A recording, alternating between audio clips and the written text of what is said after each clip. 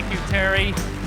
Thanks, Terry, for that wonderful introduction. I'd also like to add my congratulations to our customer winners. It's great to see such accomplishments in these firms and very progressive firms. 35th conference, I just cannot believe it. A lot of things have changed over the course of 35 years, and one thing I want to assure you of is that our commitment to being your technology partner has not changed during that period. Well, before I get started this morning, I also want to introduce an individual that's with us here over the course of the conference, Steve Mendelson. If we've got a spot on Steve, if you don't mind standing up, Steve. Steve Mendelson is the Managing Director of our Knowledge Solutions business. So he'll be with us. He'll be anxious to talk to you about Checkpoint products, et cetera. His title is a mouthful, by the way. I just refer to him as Mr. Checkpoint. So that's Steve. Be sure to seek him out. He'll want to chat with you. All right, my topic for this morning really is what I want you to think about is today it's beyond accounting. We've got to get much closer to our customers. We've got to become much more relevant. Anyone can do financial statements, tax returns, audits, compilations, reviews, et cetera. But firms have to separate themselves these days, especially with where technology has been. Now, what I'm going to cover this morning is I'm going to first talk about some things impacting the profession, kind of where we stand. Then I'm going to get into technology, and those of you that have attended the conference in the past know I'm very interested in technology. We're a technology company. We've got to keep the company moving forward, and we study literally everything that's occurring out there. What I'd like you to think about in the course of that is how these things, in fact, might impact your firm. Some of them may not seem so relevant, but they really are. And as I go through that, by the way, and through the course of my entire presentation, again, those of you who have been here in the past know that I like data. I'm going to give you massive amounts of data, and I'm going to run through it, frankly, very, very rapidly. Once I get through that, I'm going to talk about where the profession is relative to some of the newer technologies, using some of our surveys. And then after that, I'm going to talk about some of the things that we, in fact, are doing to keep you at the forefront of technology. So let's get started. I won't go through all of these items, but we know as accountants, we're impacted by a number of different things today. They seem to be coming out of everywhere. As I said, this is not the entire list, and I won't run through all of it, but we've got tax laws expiring. That seems to be kind of an annual event or possibly not expiring. We've got to stay on top of that, know what's going on. The Affordable Care Act, we now are administering basically the Affordable Care Act through our tax compliance system and reporting of our customers. We've got major changes there for businesses. We've got new forms for businesses as well as individuals. So that's impacting us, again, very significantly. We also are faced now with tax refund identity theft. If you don't mind turning up the lights for a second here, how many of you have had at least one client impacted by tax return identity theft? Wow. It's estimated to be about 80%. It looks like close to 100% in this room. How many of you personally have been affected by identity theft? Okay, I'm one of those as well, so I'm in the club. It's very painful.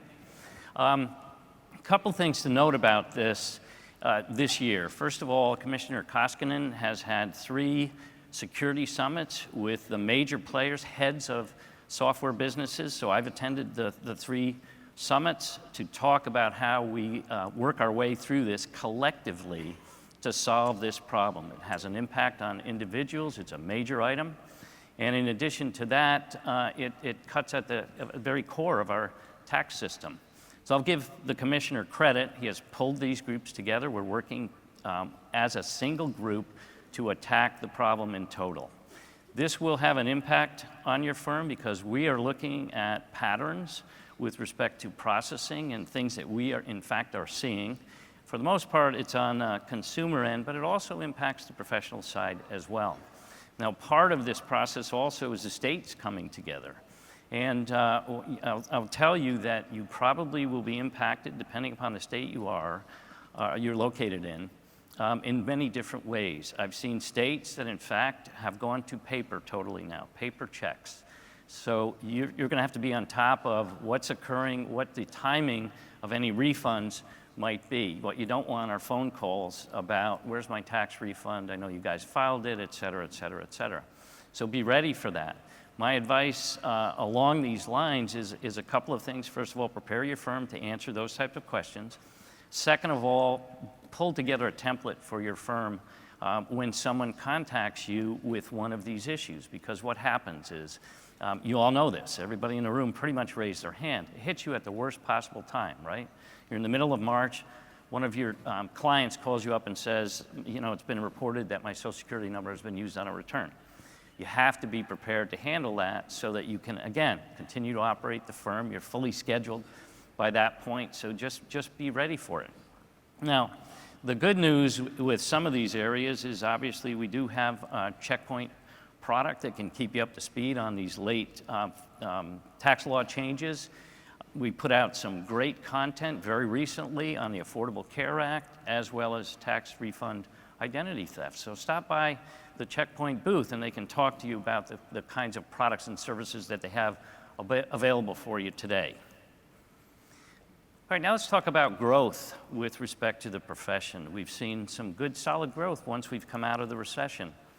The accounting marketplace, employment is up.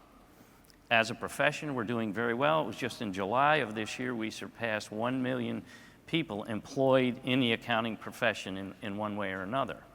And in CPA firms, as of August, we employed over 450,000 people, which is a gain of 4.1% for the year. Very positive signs for the profession. On the growth side, this is Accounting Today's Top 100 report.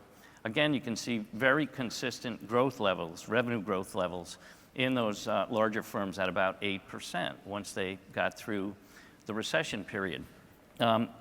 It is, in fact, if you looked at it organically, a little bit lower, because I think all of us are aware that at every level, every size firm, mergers and acquisitions are a major part of what's occurring today. So that, in fact, would drop down a little bit. Now, as you think about your own firm, we'll give you a little bit of segmentation here by revenue size. And this is the Rosenberg study, which many of you are familiar with. Now, you can see the larger the firm, the growth level tends to be higher. And I would say part of this is due to technology efficiencies within these firms. Another part is just simply scale. But you can see firms over 20 million in revenue grew over 7% last year. By the way, this is organic, so it takes out the impact of mergers and acquisitions. So good, solid growth there. Firms of 10 to 20 million in size, over 5%, and those 2 to 10 million at about 4%. So again, think about how your firm might fit into this. We've got very progressive firms with us here at the conference, so I assume we're up at the higher level, but obviously it can be impacted by regional issues, et cetera. Professional turnover on the not so good news side is up to 17%, so from about 15% last year. So that's the highest in the last 10 years. It's something we need to be aware of. So not only do we compete for clients these days and need to be relevant in terms of technology, but you might want to think about that relative to employees within your own firms. If you stay attractive with the latest and greatest tools and efficiencies, you will attract the best people and retain them. All right, we've been talking about the boomer bubble that it's been facing us for a number of years now. It's clearly here. Partners are getting older. 64% are over 50 today versus 52% 10 years ago. So we have to think about succession plans in our firms. Who are the next generation of leaders? And another factor here, and by the way, this is not a knock on any particular generation because it might surprise you. I know I don't look it, but I'm a baby boomer myself, all right?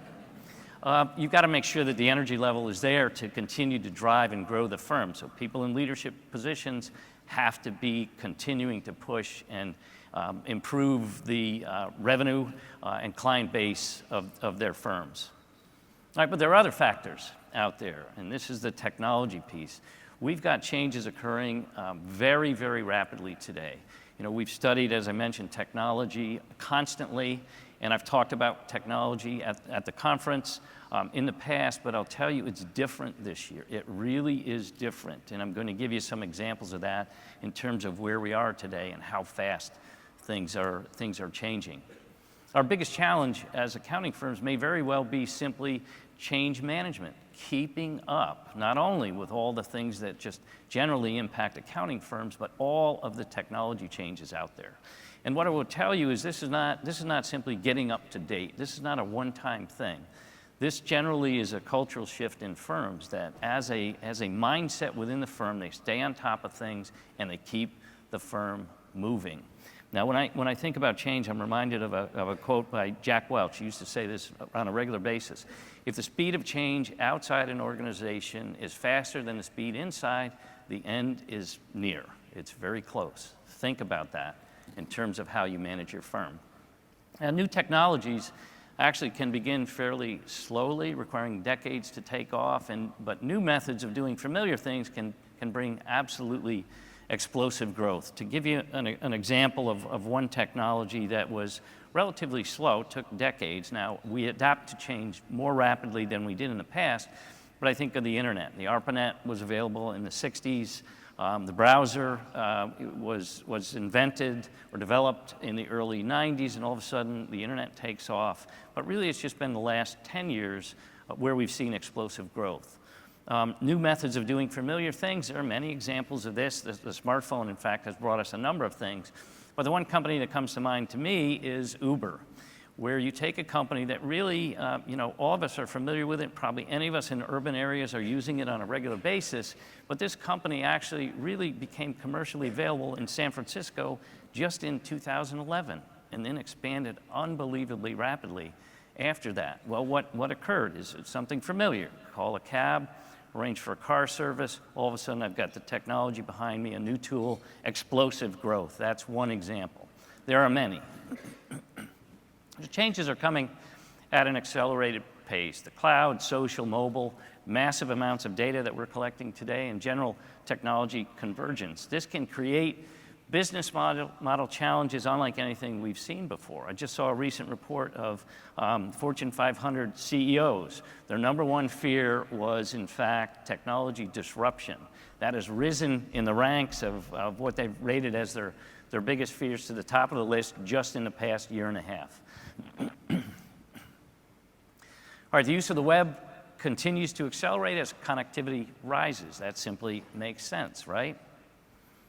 Now we have what's referred to as the mobile web. As we think about technology stages, we started talking about the mobile web about 5 years ago, and in fact now we really don't speak of it in those terms, which I'll explain in a little bit here. And we also have the Internet of Things that, again, you're hearing about on a regular basis today. So what is the Internet of Things? Well, you think about smart homes. So you've got a thermostat that's connected to the web, your security system, possibly your garage door opener, your appliances these days. Your TV is actually now watching you, frankly. It's making a determination as to what you're doing. It has facial recognition built into it. But in addition, it's being reported what you, in fact, are watching because that information is being sold to potential advertisers. Another example of the Internet of Things, possibly some of you have applied for auto insurance lately. And the auto insurance company might have asked you to install a device in your vehicle to determine whether you, in fact, are a safe driver. Now, with my wife and my 2 older boys, I'm hoping they don't force me to do this because I'm going to be in trouble. I can do tax returns, by the way. I might need some part-time work if any of you have it available.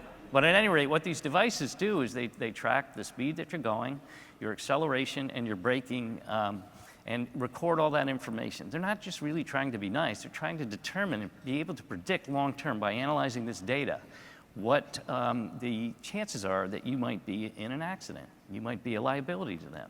Amazing things going on with the data that we're collecting. So the broader use of the cloud and mobile, they're undisputed facts. With the cloud, mobile, IoT, Internet of Things, and social, we're now talking more about big data. What this means, how we can analyze this information, in fact, make it more valuable. Connections today are faster. They're made with many more devices than ever before, and we're mobile and we're social. We're much more connected than in the past. The internet penetration in the US was 77% in 2010. By the way, I've had firms over the course of the last couple of years tell me they can't get their clients connected, they're not connected that well, et cetera. I would say really that changed a few years ago, and now we're at almost literally 100% level in terms of penetration. One would consider it with 88% of US adults connected to the web. Speed, as I mentioned, some accounting firms would tell me they don't have the connection capability. We've increased that dramatically. I'm sure in your firms you have much higher bandwidth, but the average across the US today is about 12 megabits, and just 5 years ago was only about 4. So we've got those connection capabilities available to us. By the way, the US is not at the top of the list. Countries like Japan, South Korea, et cetera, are connected at much higher rates. We're also connecting the world today to the web. 45% of the world population today are internet users. That is incredible based on where we were just a few years ago. Imagine that, 45%. There are 7.2 billion people in the US. You're accountants, you can figure out how many we've got connected, which is roughly 3.2 billion. But that has changed dramatically in the last few years. 5 years ago it was approximately 29%, and 10 years ago in about the 15% range. We're connecting the world today. We're also working on connecting the other 4 billion. It's incredible. Cocktail party information for you to keep is that only about 4.2 billion people in the world actually own a toothbrush. But we are going to connect these people to the web. Right? They might not have running water, they might not have toilets, et cetera, but we're connecting them, and there are companies working on it. Google has a couple of projects. First of all, Project Loon, which is a series of balloons that they've launched, again, for connectivity. They're also looking at drones as a possibility. OneWeb is a massive satellite network, and SpaceX, one of Elon Musk's companies, is also looking at how can we provide access to the rest of the world. Smartphones and apps are woven into every aspect of our lives today. We know this. And by the way, there's another saying in technology that the best technology, in fact, is like magic. It simply disappears into our daily lives and we don't notice it. Smartphones is an example of that. Now, I'll refer to a report called The Future of Jobs, which was done by the IBC, which is an organization that meets on an annual basis to talk about new technology, things that are changing in the world. And I think when you see some of their data, you will be absolutely amazed. And we have to think about what that means for us long term. But they determined that between the end of 2014 and 2020, we'll add 1 billion people online. In other words, we'll connect 1 billion out of that 4 billion we're trying to connect. And it's really primarily due to smartphones. Because in the developing part of the globe, in fact, the computer that's utilized is mobile, and it happens to be the smartphone. And their study indicates that by 2020, 80% of adults on Earth, those over 18, will own a smartphone. Smartphone use in the US has expanded dramatically. You have to think about mobile and how your clients are connected with respect to how you operate. Pew just put out a study, information indicating that 68% of American adults now own a smartphone, up from 35% just 4 years ago. We have about 189 million smartphones in the US, and many of us, in fact, have multiple phones. The number of apps in the App Store has exploded. Now, the smartphone was out there prior to Apple's iPhone, but the iPhone was released in 2007. Obviously, the App Store was created at that point. And then in 2010, what occurred? The iPad was released by Apple. Again, mobile expanding dramatically, and we've got apps available to us in the App Store. 5 years ago, there were 300,000 apps in the App Store.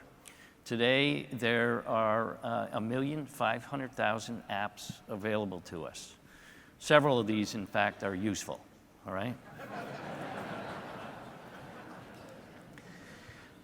They have had 100 billion downloads from the App Store since 2008. Incredible. The App Store is growing today by 1,000 apps per day. Unbelievable change. Now, as we look at the number of devices being shipped today. That's also changing dramatically. Mobile is obviously the new reality. Excluding the Internet of Things space, mobile devices are 92% of new device sales today. This is 2015 new sales. So smartphones, in fact, are about 60%, tablets 20%, laptop PCs 12%, desktop PCs only about 8% right now.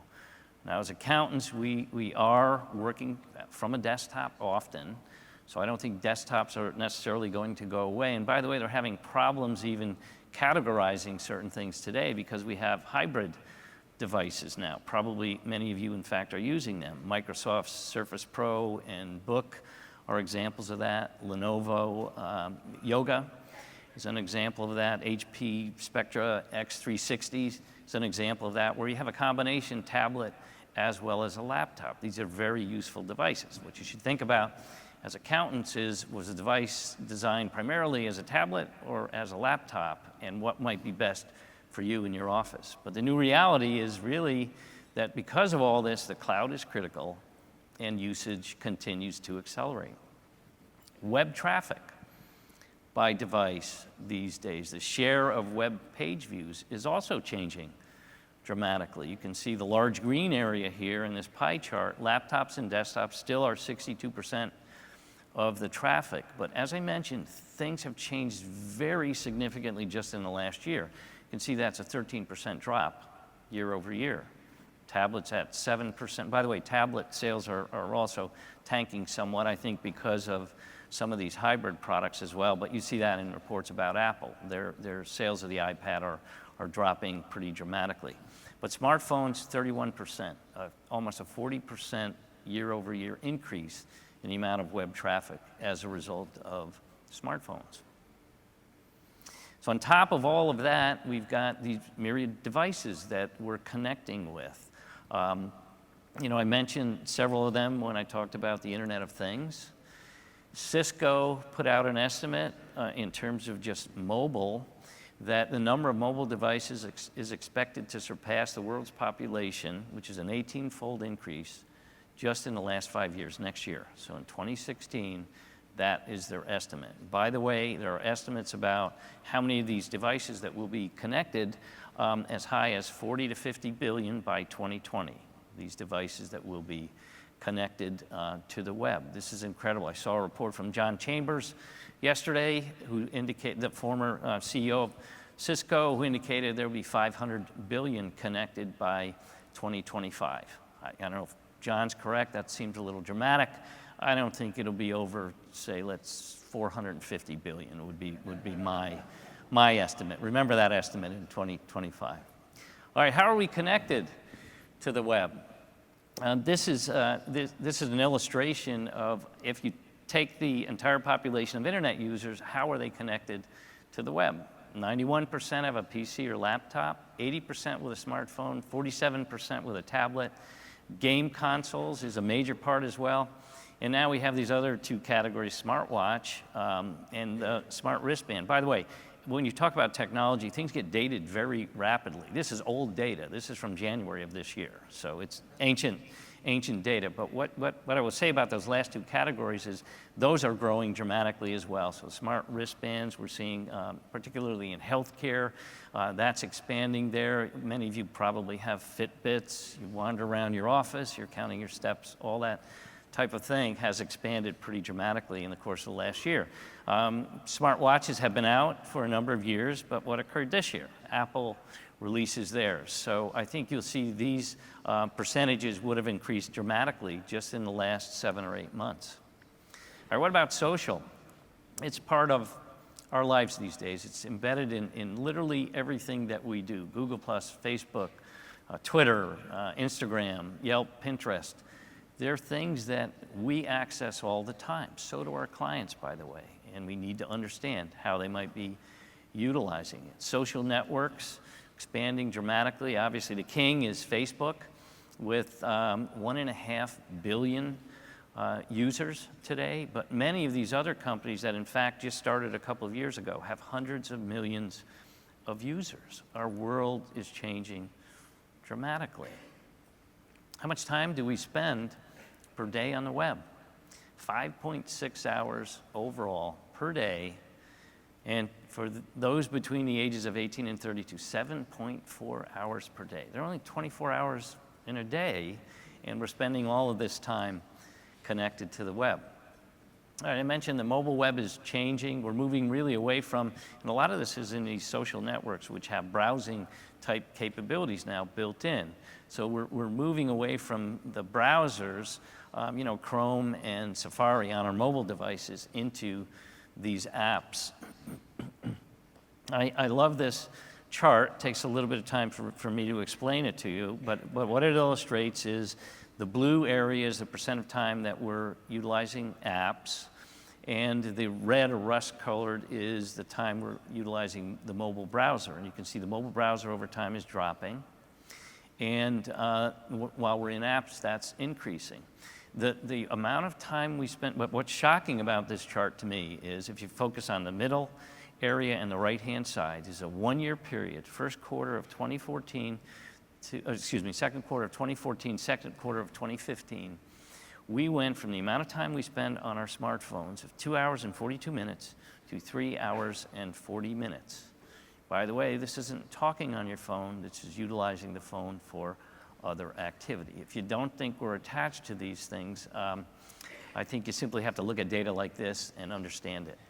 Those that have attended the conference last year, I introduced this term. Does anybody remember what it means? All right, audience participation level needs to increase here a little bit, but no mobile phobia. So this means an attachment to our mobile devices. I think if you even think about just in the past year how you might have changed. You might have left your smartphone down on the kitchen table when you went up to bed at night. Probably now it's sitting on your nightstand. Those of you that had it on your nightstand last year, you might even bring it into the bathroom with you. I mean, we're attached to these things. We're actually treating people these days for this addiction. It's considered pretty much an addiction today. All right, this change is really not generational alone. Some aspect of it certainly is, but not totally. This chart's a little bit busy here, but what this indicates is the percent of people who check their smartphones at least several times per hour.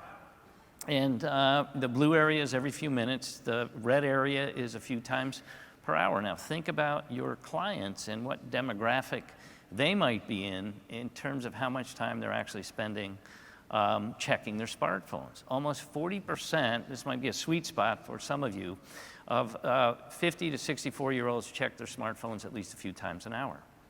Once we own one of these devices, we are addicted to it. We're constantly checking it. Think about your interaction with your clients as you look at that information. All right, so as everything is converging now, what about the cloud? Well, the cloud, we're talking about the cloud all the time, and that's a good thing. I think it's great that we're finally, in essence, now that everything has come together, mobile, the web's been out there now, as I mentioned, really over the course of the last 20 years, we're at the point where we can really adapt to the cloud and utilize it. But it's been there for some time. You know, online banking started with Wells Fargo 20 years ago now. Thomson Reuters has had online products since 1999. One example of a company that's been out there with just a native web app, no on-premise software at all, that we probably all heard of, is Salesforce.com. Very large company now, totally web-based. Today, in fact, companies are not building on-premise software. It's just not occurring these days. They're moving to the cloud, totally. Usage is off the chart for some of these online storage areas. You know, Microsoft's OneDrive, if you've gone to Windows 10, and I know many of you have, in fact, what Microsoft actually has done is very, very interesting. In fact, in their mind, they totally changed to mobile first. So mobile first is on their mind and in that operating system, but it also asks you if you want to sign on board with OneDrive and be totally online. We don't even think these days about storing pictures on a local drive. At least most of us don't. Everything is online in one of these services or another service. But we've got Amazon's Cloud Drive, Google Drive, Dropbox, Box, Usage of these services is off the charts. Backup companies, in fact, are in trouble as a result of this. We don't really need them anymore. Big data. Big data analysis obviously utilizes the cloud. Remember, I talked about all those devices being connected. All that information is being captured now and analyzed. Today, it's incredible. 90% of the world's data, in fact, has been created in the last 2 years. That's 2.5 quintillion bytes of data per day. Quintillion bytes of data. Massive amounts of data. As we think about the web and the activity levels on it and the amount of data, I'm just going to run this for a few seconds here. Every minute of every day today, this is what's occurring out on the web. Every minute of every single day. If we don't think technology has changed rapidly, all we have to do is look at this information. It's incredible. Our world has totally changed. Our clients are different today than they were in the past. All right, how many Tinder swipers do we have out here? All right, sorry about that. I was asked by my internal people to remove that, and I said, well, it's part of the data. I have to present that information. All right, big data brings big privacy questions as well. We know we're being tracked. We understand, another thing that is an Internet of Things is beacons in retail stores. All this information is being captured. Now, I'm going to do a little bit of an experiment here with you. How many of you have turned off frequent locations in your phone, your iPhone? All right, probably some of you have, but this is an interesting thing to walk through for those of you that haven't or don't know what the heck I'm talking about. We're going to do a little bit of an experiment here, all right? This is the audience participation part. So we're going to walk you through. If you have an iPhone, don't do this on the Android. If you have an iPhone, pull it out. Okay, play along, this is fun. If your spouse is with you, you might want to do this separately, okay? All right, I learned that personally myself. The gash is healed, but helping my wife through this. All right, are you ready? Here we go. Touch settings on your iPhone. At least one or more of you at a table, you'll see what I mean by this. Touch settings. I'd scroll up a little bit. Touch privacy. Okay, is everybody with me? Touch location services. If it's on, you'll see the results of this. If it's not, you won't. All right, next step, you're going to land here. Don't turn anything off. It's location services. Now you're going to scroll up all the way to the end. You'll see system services. Okay, everybody having fun? All right. Now, toward the bottom of the list, probably right on the bottom, you'll see frequent locations. Touch on that. Okay? Now you're going to see a history of every place you have been logged in your iPhone. By the way, this is mine. If you touch on any of those areas, which I've not done on mine, we're not going to go that deep into where I've been, okay? But this will probably track you through yesterday, and you'll see that you've been in Orlando. So you are being tracked constantly. Now, final tip here is if this troubles you, first of all, clear history. Touch the blue. All right? And then go out. That's the reaction when I tell people this. I run them through that. Oh, okay, clear history. That's what I've got to do here. Anyway, my only point is that we're all being tracked and all that information is being captured. Now, a lot of it is useful. If we think about some of our clients that maybe are dealing with in-state, out-of-state issues in terms of work, there are tools that are provided that can allow you to track this, and you can see if you've forgotten to enter your time, as an example, what client you were on. All right, that's not all. Technology, as I said, is changing very, very rapidly. Technologies are converging. A lot more going on out there. We've created a world that we couldn't imagine just a few years ago. Robots have been around for decades. Some really are fairly simplistic. We have, they're making cars, they're cruising around Amazon warehouses. Now, I think, again, robotic technology is very useful with respect to this, is we now have replaced human bartenders with robots. In fact, the Royal Caribbean's latest 2 cruise ships in their major bar areas, there are no human beings tending bar. They're utilizing robots as bartenders. It's gone far beyond that, though, today. They're nothing short of stunning in terms of their capabilities. An example is soccer games played by the robot teams at the 2015 RoboCup. Now, what this is a competition that's held every year. Universities across the globe compete. So not only is the robotics unbelievably capable, but the intelligence we're building into these robots is absolutely amazing. All right, I'm going to talk about how our work world is changing in a few minutes. But what these robots actually do is that no human interaction, once they're programmed, by the way. These robots are operating as a team. They know where each other are, they know their roles, they know where the goal is, they know where out of bounds is, they know where the competition is, every single one of them. So they know where each other are, and they're actually playing a soccer game. This scares some people, artificial intelligence, in terms of where it's going. The goal of this group, by the way, is to, by mid-century, play competitive soccer with human beings at the professional level, all right? So within 20 years or so. And if you go out on the web and actually look at this, it's incredible to watch. Stephen Hawking, Bill Gates, they're actually not real fans of where we're going with artificial intelligence, but we're building capabilities that are incredible today.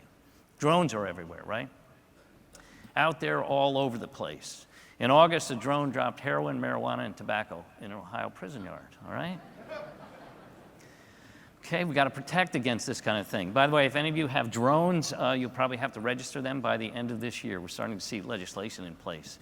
There are useful uses of drones, though, as well. Flirty, an Australian company, completed the first FAA-approved commercial delivery in July of this year with medical supplies to rural Virginia. So very useful technology.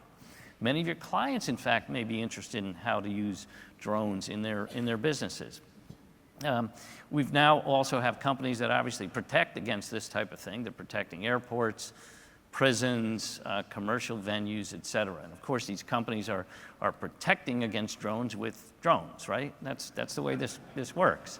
Drones are literally everywhere. We think about them, in terms of what Amazon is talking about with respect to delivery. We've gone from military applications to commercial and even personal. Over in Europe, DHL is experimenting, piloting, excuse the expression, but freight deliveries with very large drones. I think you're going to see that, pilotless freight airliners, in essence. You're seeing things like infrastructure being examined by drones. So the power companies, et cetera, with all these lines all over the place that are not easy to get to, this is very useful technology. We're inspecting bridges, roads, et cetera.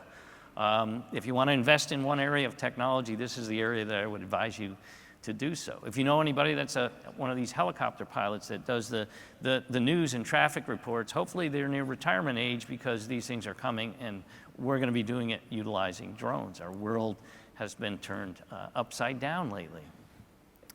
There's also a difference in our desire to have things occur rapidly. In other words, instant service. I need something, I need a capability.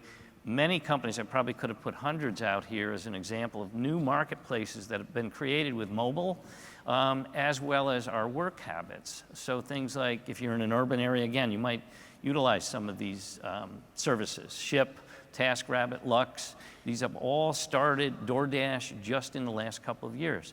Two things occurring. First of all, that instant gratification. I need something now. I don't need someone permanent, but short level of service. And second of all, people are changing to wanting to work for one of these companies because they can kind of work for themselves. It's, I'll work my own hours, I'll schedule myself, I'll sign up for one of these services, et cetera.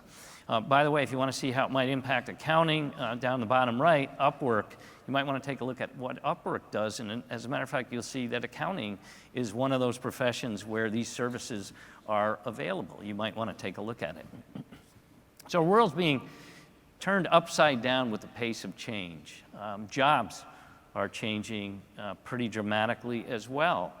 And again, the study that I mentioned, the Future of Jobs Executive Summary, is indicating that tasks that we do today, based on all these technologies, robotics, artificial intelligence, tasks are going to be replaced by this technology. Their estimates are, in fact, that 47% of all existing occupations are at risk of becoming redundant by 2020, 5 years. In that same time period, there'll be in excess of 90 million low-skilled workers because what we're needing in the future is higher skilled workers. The low skilled workers will be replaced by this new technology.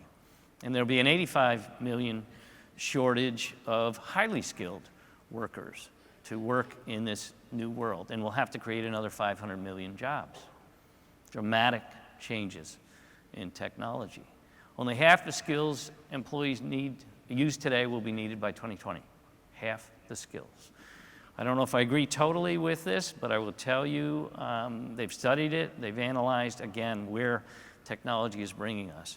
There's a pretty extensive report. I'm just showing 3 areas that might be relevant to you, but as an example coming out of this report, professional services, they indicate the blue area is skills that we need now, but will not be needed in the future. Very large percentage, only 42% of the skills we have today will be needed by 2020. And the red area indicates new skills that we will need to acquire. The world of work is changing rapidly. Now, when I think of the pace of change, really, there's one company that sticks out to me. I mentioned it early on, and that's Uber. And again, thinking about how rapidly things are changing. Uber starts in 2011, okay, growing very, very rapidly. And what do? Across the globe, they're out there, they're recruiting drivers with vehicles to build, again, around their technology, to build this infrastructure to allow them to move forward. What's going to happen to them in the next couple of years? What are they thinking about today? What they're thinking about today is, driverless vehicles. How are they going to go from recruiting all of these drivers and continuing to recruit to transition now to build a fleet of vehicles that in fact are self-driving? We don't need the driver anymore. This is how fast things are changing. Sometimes we can't wrap our head around these driverless vehicles. By the way, companies, Nissan, I think, has probably been working on it the longest. They've been working on this driverless technology for 18 years now. We're there.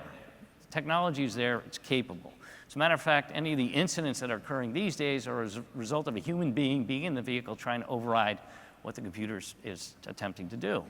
Now, as I mentioned, our mindset, we just can't wrap our arms around this. I showed my wife, Betsy, a concept vehicle.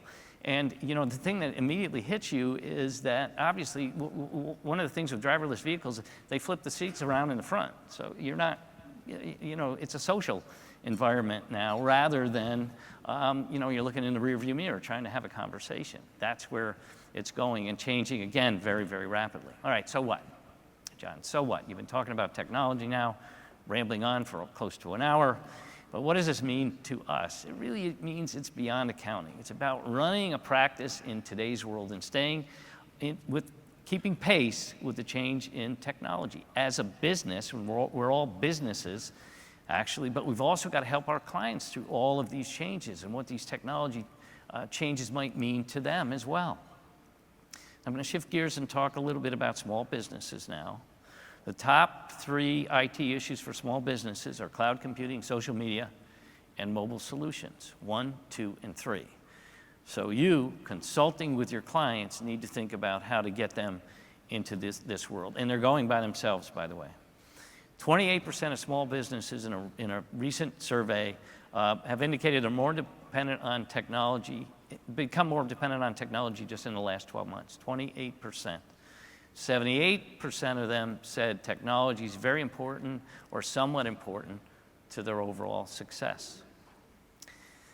These are 2 pie charts, illustrate 2 different surveys. One was done last year by Microsoft. They're very different in terms of the base they went to, by the way. I will admit that, but you can see the results are dramatic in terms of the use of the cloud of small businesses. The left-hand side was Microsoft. Really what they're trying to drive at is, will we see people moving to Office 365? What's it all about? And they said 30% of their respondents indicated they're using the cloud.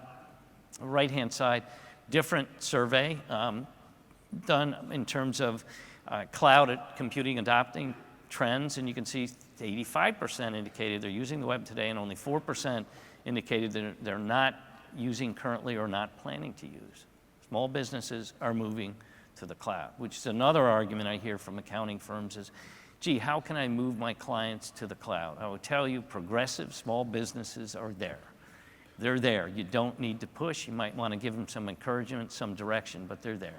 78% of small businesses have implemented mobile solutions in their overall business strategy, and 67% maintain a social media presence for connections, finding talent, and marketing their business. There's no question about small business use of the cloud. They're there. So today, to kind of summarize things, we're more connected, connections are faster, we connect with more devices, it's social, and technology is converging. And all of that matters to us as professional accountants. That's the world that we're in. We've also, as I mentioned, it's a cultural shift. We've got to stay on top of it and be, first of all, be open to that rapid change, but move along with it. Be consistent. You can be hot one minute and cold the next. This is an illustration of the use of social media. 1 year change by 18 to 22-year-olds. A lot of data on this slide, but what I want you to focus on really is the impact, the change, and when you consider just a 1 or 2 percentage point, that's significant in 1 year period of this particular generation moving away from certain social networks. Facebook is becoming unpopular, frankly, not cool, with 18 to 22-year-olds. We'll also see a drop in Twitter, Google Plus, and LinkedIn, which isn't used that extensively, but again, 2 percentage point drop in 1 year by these people. You have to think about that with respect to your marketing plan and what you're doing within your firm with respect to these social networks. And by the way, I do talk about my family and my kids once in a while. Aside from the 2 older boys, I have 9-year-old twins, Luke and Amanda. And Luke came into my den while I was working on this particular slide. And obviously, the kid has far too much screen time because I've not talked about any of these social networks really with him. And he rattled off the name of what these companies were, every single one of the icons, except he didn't know LinkedIn. I had to tell him that. Clearly, my kid's got far too much screen time here, and I'm going to have to deal with that as a parent. All right. Companies on the brink these days because they haven't kept up with technological changes. They haven't kept abreast with things. And I could list hundreds of companies here. I'm sure you can come up with examples. I've had them at past conferences. But, you know, hot companies like Angie's List now is falling by the wayside. Sprint in trouble here based on how smartphones, in fact, are being sold. That's changing their model and just general competition. By the way, and some of you may have seen, what did Sprint tell their executives just within the course of last week as they're going through some major downsizing? What did they tell them? You know, folks, no car services anymore, use Uber, all right? That's what you're gonna use to arrange for your travel. But, you know, Groupon, Rosetta Stone, et cetera. Groupon's a good example of this. And by the way, I pulled together these slides before. You might have seen information about them in the last day or so. They turned down an offer, not enough money. They were considered a unicorn, which is one of these companies valued at more than $1 billion. By the way, Uber valuation today is estimated to be $51 billion. So in a company that started in 2011, it would be good to have them as a client, wouldn't it? Wouldn't that be a great thing? All right, so Groupon turns down an offer of $6 billion from Google in 2010. Not enough money. Come on, guys. Ante up. Where are they today?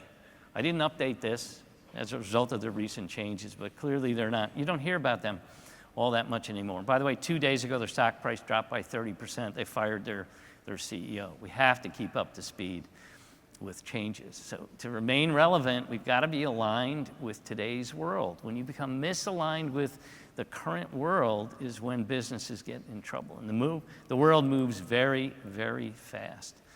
So you know this. You live in this world. But you've got to remember, your clients and prospective clients do as well. And your employees and prospective employees also live in this world. The question I have for you is, does your firm? Are you there? Are you in today's world?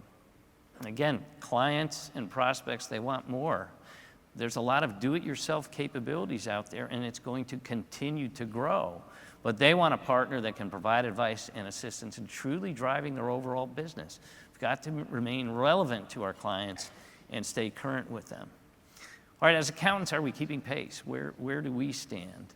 And in this part, I hope I don't insult anybody by providing information here, but we've got to think again about, do we serve clients using methods that conform to a world that no longer exists? We don't want our clients to think we've entered a time warp when they come into an accounting firm, all right? We've got to be aligned with today's world. Again, to think about how fast technology has changed. We have a saying, obviously, in accounting, Sally same as last year. Things aren't like the old days. Let's reflect on the last 35 years.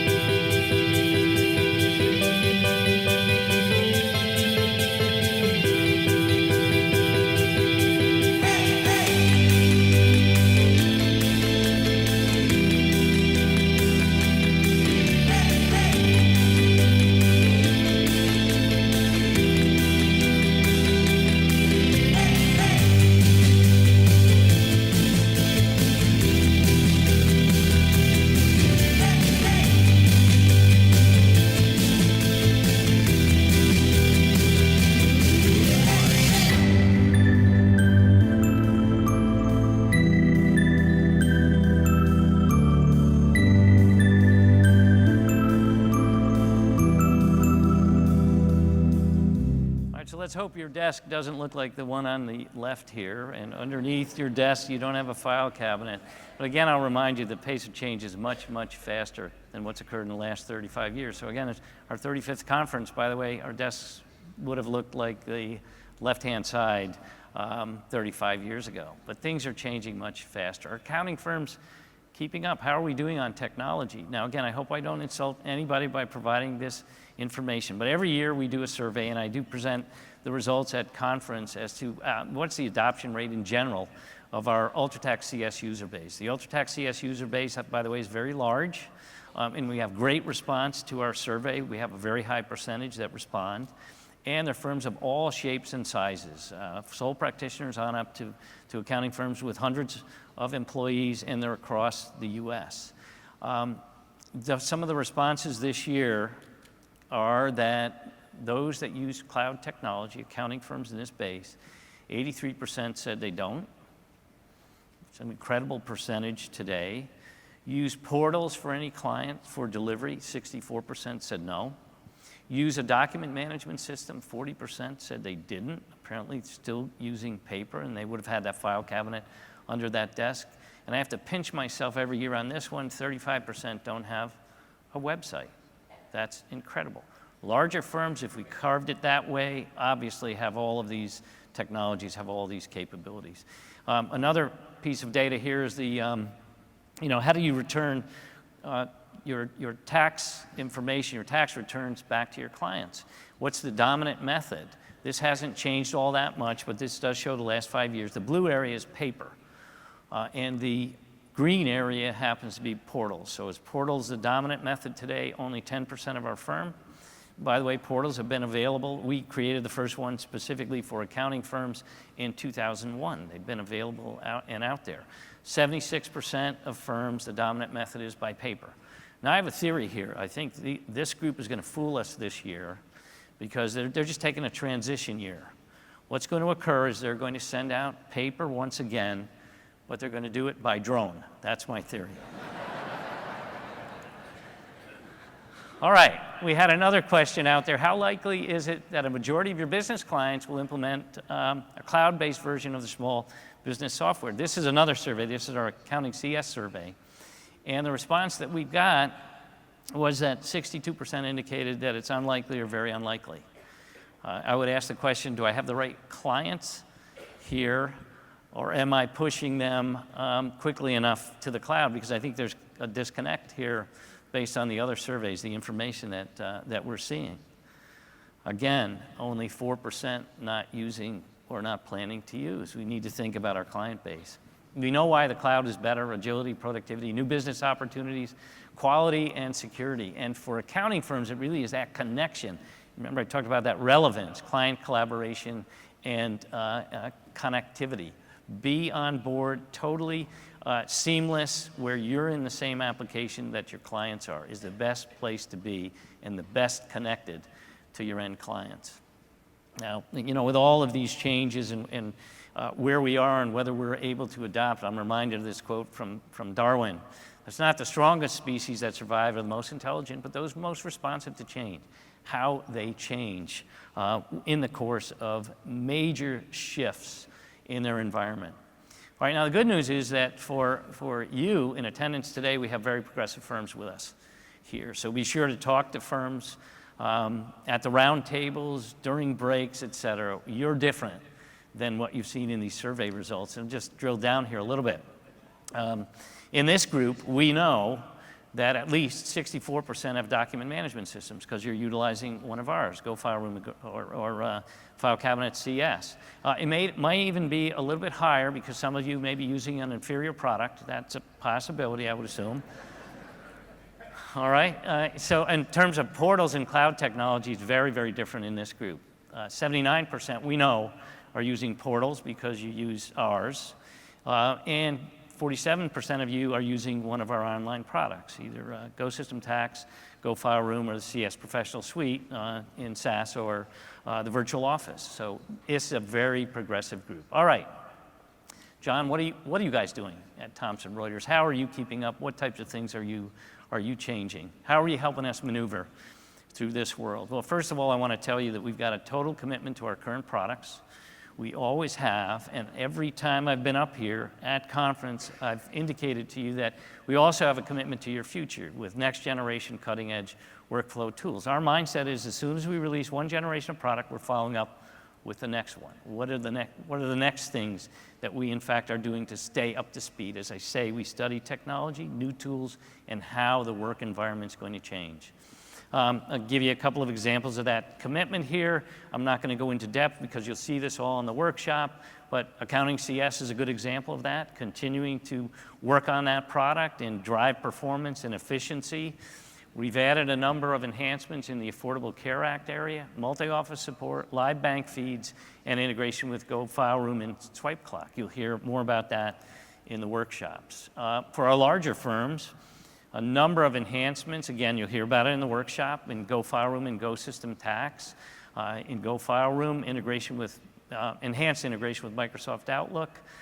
Go System Tax, one of the major changes is zero footprint on the desktop, and we're working on a mobile app as well. So we've got some very exciting changes out there. All right, John, what else? That's pretty high level, not a lot of detail there. I'm very pleased to tell you that for the last couple of years, we've been working on a new generation of product, and we're going to announce a launch of that product today. As I said, 2 years in development, and we've got products and capabilities today. We're launching a new brand, and that is Thomson Reuters Onvio. What is it? Basically a cloud-based suite, a platform and product. It's built with significant ongoing customer input. We have customer partners across the board in every product area. It's going to be introduced gradually over the next few years. Some modules are available now. I'm going to illustrate that in demoing some of our products. And in addition to that, it integrates with the current suite. Okay, so what is it? I'm going to give you a little bit of the story now behind Onvio. And what you're going to see is you're going to hear from product managers, you're going to hear from product partners, and you're going to hear from some of our development people. So let's take a look at this video. This is the story of Onvio. We understand client demands never stop evolving. So we strive to help you stay on top of changing needs with the right software. At Thomson Reuters, we have a long history of serving tax and accounting practitioners with leading online applications for the profession.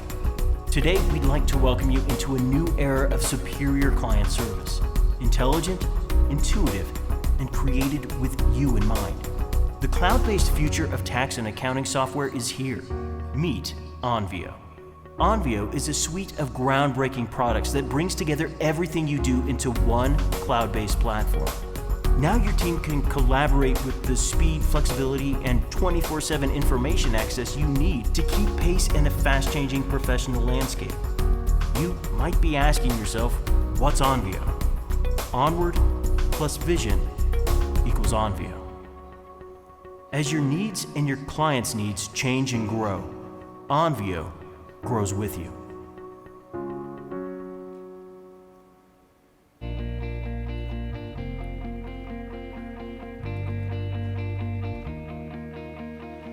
The CS Professional suite of products is a pretty integrated suite of products, but we knew we could do better. What this means for our users is they're going to have new productivity opportunities. They'll be able to do their work from any device, anywhere, anytime they want. We really attempted to interact with customers, to understand what their needs are and what their expectations are. The main thing that we heard from our users is that they needed to enter information in a variety of different places to track data across the application. So that's one of the big things we tried to solve. Client expectations are definitely shifting with a focus on technology because they realize that they should be able to get information to me and from me more efficiently. What I've seen of Onvio and Onvio documents specifically is it gives the client the ability to easily manage their data, to be able to upload and to view documents. It will allow me to interact with my clients and still do my work. So not only can I make my firm more efficient, I can make their businesses more efficient. And it's really important to have a document management system that works for you in the time that you need it. My favorite part of working on Onvio was seeing the enthusiasm of the team working on the project. A lot of different people stepped up into new roles. We have a lot of new employees with a lot of great new ideas. This is all leading us to creating a product at a level that we've never been able to do before. Software development has really changed quite a bit in the last few years. And gone are the days when we used to take very large solutions and very large platforms and rewrite them every 10 years. We actually use small, precise components that do exactly what we need. So at Thomson Reuters, we've always viewed ourselves as a technology partner for our customers, and with Onvio, this just represents the next logical step. All right, so as I mentioned, we are very, very excited to introduce this suite of products, and we hope you're as excited as we are. So I'm going to give you an illustration of it, actual demos, working again with our current software to actually see this. These are live. The products are available. They simply are recorded in these examples. But what we're going to do is we're going to be an accounting firm. We're Kevin Andrews, a partner at Summit Accounting. And what I'm going to illustrate now is a new capability in Accounting CS called Analyze Account Activity. And we're going to illustrate digital delivery to Jane, who is the contact at our client, Stewart Communications. And you're going to actually see the Onvio Client Center and see some of the design behind the Client Center.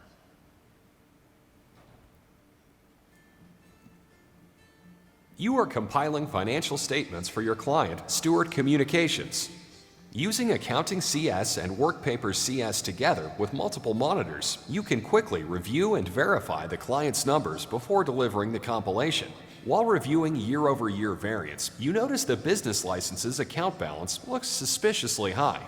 You use the new Account Analyze Activity function within Accounting CS to do analysis and review of the activity for that account. You can save quite a bit of time with this tool, which allows you to both see the activity and drill down into any specific transactions to make changes. Here, you notice that the transaction hitting that account for the current period is posted to the account errantly. From this account analysis, you drill down to quickly reallocate the expense into the correct account. At this point, you're nearly ready to send out the compilation, but first, you take a quick look at the new financial statement worksheet within Accounting CS to ensure that everything is ready. This is a terrific tool for identifying problems and making corrections to the transactions. With confidence, you're now ready to send this compilation to the client. Your client, Jane Stewart, has just arrived at home when she receives an email alert, letting her know that she can access the compilation you sent to her. Accessing the link, she logs into Onvio Client Center. Here, Jane has one central location from which she can handle tax-related tasks, like completing an organizer and electronically signing required documentation. She can also see the deliverables you have shared with her, including this compilation. While Jane is in Onvio Client Center, she remembers that she needs to send a copy of her prior year's tax return to her lender as part of a loan process. Jane easily finds the tax return and sends a secure link to the return to her contact at the bank. She can even indicate how long to make the return available to her lender before it is automatically removed, a security feature that gives her peace of mind. So you can see the efficiencies, the clean design of the Onvio Client Center. Now I'm going to illustrate another aspect of it. And we're going to be starting, we're imagining we're starting our tax season. And what we're going to do is utilize some tools in UltraTax CS, data mining, to send out in bulk engagement letters for electronic signatures. You'll see the Onvio Client Center illustrated here as well. By the way, we've had e-signatures available last year. We were the only company serving the accounting profession that actually wrote our own technology behind electronic signatures, and we did that to ensure that we had the best possible integration with our products. So let's take a look at UltraTax CS and bulk sending of the engagement letters and the interaction with Jane in that process.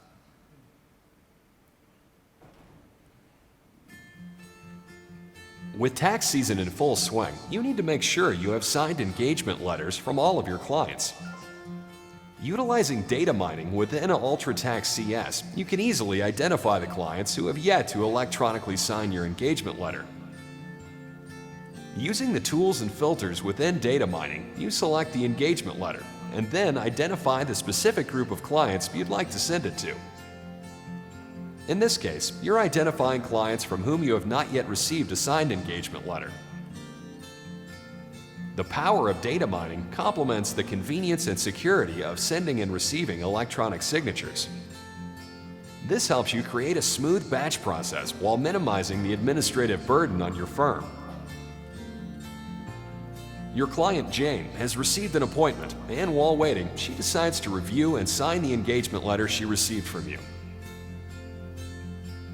The link from the automated email brings her right into Onvio Client Center, where she can see any documents she needs to sign. Jane can easily see what you need her to sign and is guided through an easy-to-follow wizard to complete the process. And of course, in order to legally accept the signed engagement letter, Jane must follow some identity verification steps, which gives assurance to everyone involved that the process is being completed properly. Jane also has the opportunity to review the letter right then and there, just to make sure everything looks right. Satisfied with what she read, Jane continues on, providing her signature when prompted. She's not required to use a touchscreen device to electronically sign, but she does this time since it's simple and convenient for her. This whole process takes Jane only a few moments, and she's able to accomplish this conveniently as she waits for her appointment. And your firm benefits as well, as this easy-to-receive verified signature keeps your tax workflow moving. So again, talk about efficiencies in your office and how you look to that end client to be able to provide this service totally electronically. It's incredible. Now we'll go to the next step, and that is we're preparing the return, and we're going to toggle back and forth between UltraTax CS and Onvio Documents, which is another component you heard about in the all about Onvio. We're going to communicate with Jane, and Jane's going to communicate back using the Onvio Client Center.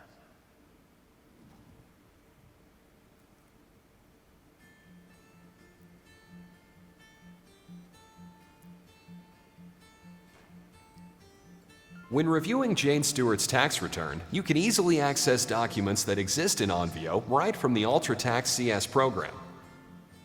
In this instance, you are opening Stewart Communications 1120S return to reconcile Jane's shareholder basis to what is calculating in her 1040.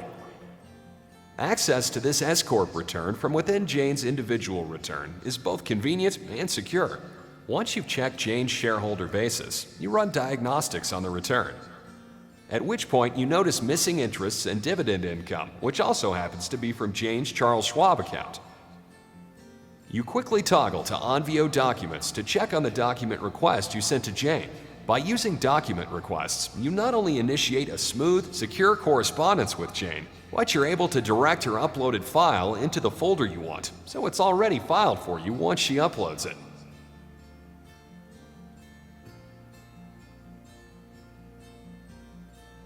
Your client Jane is relaxing at home when she receives your document request via email.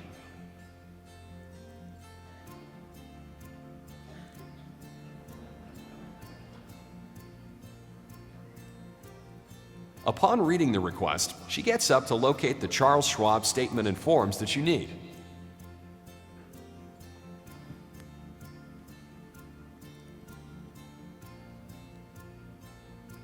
Once she finds the forms, Jane uses the Onvio Client Center app and accesses the camera on her iPhone to capture the pages of the document. The intuitive document capture functionality of the Onvio Client Center app automatically snaps pictures of each page as they are placed in front of the camera's viewing area. Within seconds, Jane has been able to respond to your request with minimal hassle using just her smartphone. She can easily rotate pages and upload the documents to you within seconds. You can now complete her tax return knowing that the document has been uploaded to the folder of your choice. Now, is that cool or what? That camera activity, capturing that information, we don't need a scanner, instantly get back to the firm. You also saw some clean design and interaction within the firm in the document system as well. So Client Center is built to optimize mobile. You can see that, as is all of Onvio. That's in the initial design. Again, clean look and feel, very, very efficient. As I said, we're extremely excited about this product. So from that point, you're basically going to get that updated information from Jane. And by the way, we also have OCR capabilities. We have the capability of reading information. We don't have it built into that product just yet, but what you will see down the road is capturing those documents. We'll actually read the information and bring it into the tax return. So now you've got the information back from Jane. You're going to complete the return and digitally request the signature for the 8879. So all that is electronic. Once you have that back, you e-file the return, and basically you are done with Jane's tax return. All right, that's not all. In terms of the features and capabilities of Onvio that we want to show you this morning. So I'm going to give one more video to illustrate some of the other capabilities within Onvio. With Onvio, we are building a truly single platform for setup, meaning you only ever enter client and staff demographic data once. In the example you see here, you're on a phone call with your client, Joe Knox, and Joe has informed you that his wife, Karen, has taken on the role of office manager and should be the primary contact for tax matters related to their business, Knox Construction. When you establish that relationship for Knox Construction, you'll notice that Karen is already a contact in Onvio, since you prepared Joe and Karen's personal tax return. There was no redundancy in entry. All of Karen's contact information comes over. You also committed to preparing the company's business tax return and have quickly added the project. Again, the possible contacts on this project, Joe and Karen, are in the list automatically. In addition to the clean interface you've seen throughout thus far, you can see the ease with which you can move from one function to another. Here, you have jumped quickly into Documents for Knox Construction, where you can note that the setup of the business return project has automatically set up the corresponding document folder so that you can begin gathering client documents. You also need to update a few items for the audit you're completing for Knox Construction.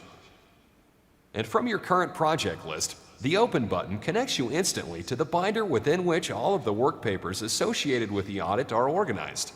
Again, you have a consistent and easy-to-use look and feel among the functional areas of Onvio, which truly encompasses the vision of what we have set out to create and are well on our way in building. We have also set out to develop Onvio with a goal of peak performance. You see this highlighted in the importing capabilities, such as with the trial balance here.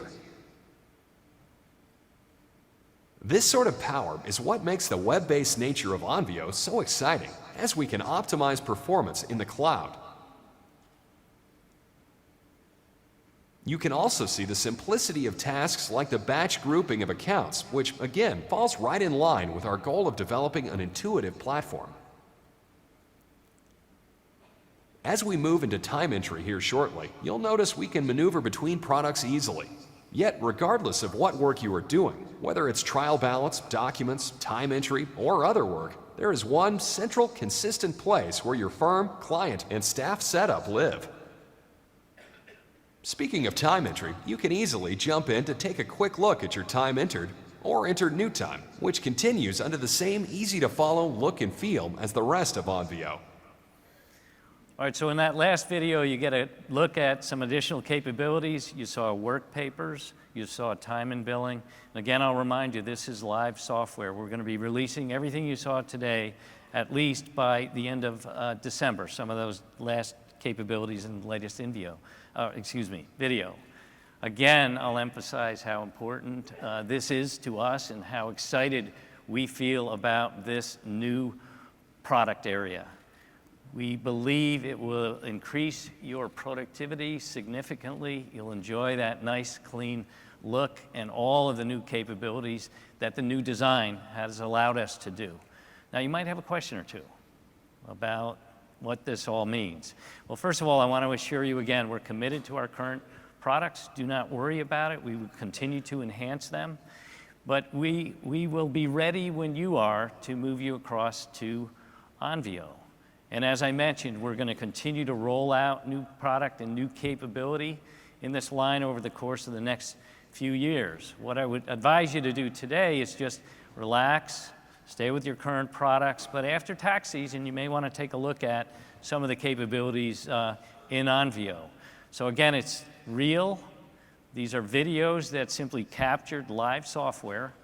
You also have the ability to see it, touch it, and feel it. And I encourage you to go to the Innovation Lab where you can actually talk to some of our developers. All the developers in the video, by the way, will be in the Innovation Lab, and there will be some others that were involved in the design and development. So I encourage you to go over there and visit it. So with that, I just want to close and remind you that today it's beyond accounting. We need to think about our relevance. We need to think about how we interact with our clients and remain connected with them. So I want to thank you for your attention this morning. I hope you enjoy the conference, and I also want to thank you for allowing us to be your technology partner. Enjoy the conference. I hope you have a great one, and thanks for coming.